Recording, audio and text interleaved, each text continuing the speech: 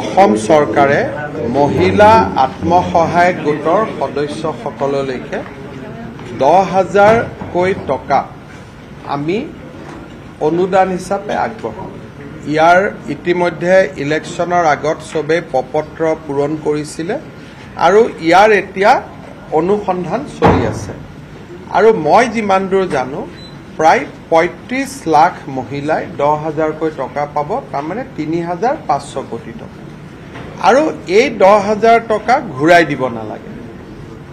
এতিয়া নেটফিয়ে যদি ইয়াৰ ভিতৰত যিসকল বিচাৰে তেওঁলোকক যদি 15,000 টকাৰ এটা লোন দিব পাৰে, তেতিয়াহ'লে মহিলাসকলে 25,000 লগ লাগি কিবা এটা ভাল কাম কৰিব পাৰিব।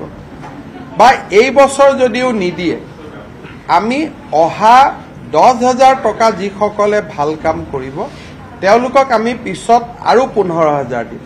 তেতিয়া যদি নেটফিয়ে লগত 10,000 টকা এটা লোন দিব পাৰে, তেতিয়া মহিলাখিনি উপকৃত হ'ব। কিন্তু নেটফি ইমান ডাঙৰ অনুষ্ঠানো নহয় যে সকলোকে দিব পাৰিব। গতিকে আমি গোটেইকেইটা নেটফি আৰু বেলেগ বেংকসমূহৰ লগতো কথা পাতি আছো যে চৰকাৰৰ টকাখিনিতো সুদো দিব নালাগে, ঘূৰাই দিব নালাগে, অনুদান হ'ব। কিন্তু তাৰ লগত আপোনালোকেও যদি লোন এটা দিব পাৰে, তেতিয়াহ'লে মহিলাখিনিয়ে নিজৰ ভৰিৰ ওপৰত নিজে থিয় হ'ব পাৰিব। এইটো এটা আমাৰ ডাঙৰ প্ৰগ্ৰেম এটা আমি চিন্তা চৰ্চা কৰি আগবাঢ়ি গৈ আছো। প্ৰথমতে মোক 10,000 টকাটো দি ল'ব দিয়ক, তাৰ পিছত আমি বাকীখিনি পৰ্যায়ত আমি আগবাঢ়ি যাম।